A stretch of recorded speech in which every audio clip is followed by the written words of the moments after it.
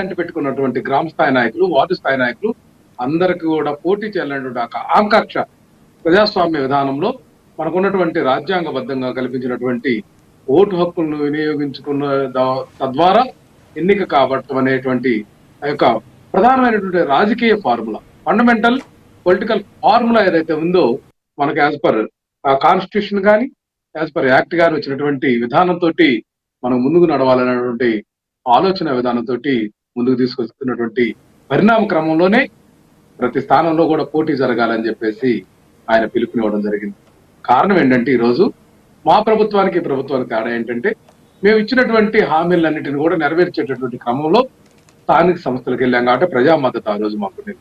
ఈరోజు చూసాం కదండి, దాదాపు 2 సంవత్సరాలు పూర్తయినా కూడా ఈరోజు ఏదైతే సూపర్ 6 పేరుతోటి ఇచ్చినటువంటి 6 హామీల్లో 3 సక్రమంగా జరగట్లేదు, 3 అసలు వదిలేసినటువంటి పరిస్థితి. దాన్ని గుర్తు చేయాలంటే నిరుద్యోగ భృతి ఇస్తా ఉన్నటువంటి అంశం కానీ, అట్లాగే మహిళలకు 1500 రూపాయల చొప్పున ఇస్తా ఉన్నటువంటి ఆ యొక్క అంశం కానీ, ఇట్లా ఈ యొక్క అంశాలన్నిటితో పాటు 147 హామీలు ఇచ్చి మొట్టమొదటి ప్లేనరీలో అన్ని చేసేసామని చెప్పి ఎక్కడ చేశారు?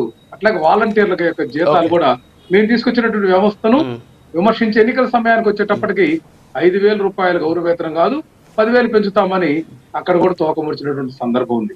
ఈ పరిస్థితుల్లో జరుగుతున్నటువంటి స్థానిక సంస్థల ఎన్నికల్లో అట్లాగే అవినీతి అక్రమాల అంశం కూడా ఈ ఫ్రీ ఇస్క్ అని చెప్పేసి ఎక్కడ అమలు కావట్లేదు. అట్లాగే ఊరూరా బెల్ట్ షాప్, ఈ యొక్క విధానాలన్నిటి మీద మేము స్థానిక సంస్థల ఎన్నికల్లో ఖచ్చితంగా చంద్రబాబు నాయుడు గారి యొక్క వెన్నుపోటు ఏదైతే ప్రజలకు పొడిచారో అంశాన్ని ప్రజల్లోకి తీసుకెళ్లాలని మా నాయకుడు ఇవ్వడం జరిగింది. రామారావు గారు మీ నాయకుడు చెప్పినటువంటి అంశం వెరీ గుడ్ సార్. మీ నాయకుడికి చెప్పినటువంటి అంశాలన్నిటి పట్ల మీ పార్టీ స్టాండ్ అది okay, very good, well and good. చిన్న జియో చూపిస్తాను మీకు, ఒకసారి అది చూడండి. సార్ ఒకసారి ఆ జియో చూపించండి ప్లీజ్. ఇది జియో నెంబర్ 34 అంటే 26/1/2021లో ఇచ్చినటువంటి జియో.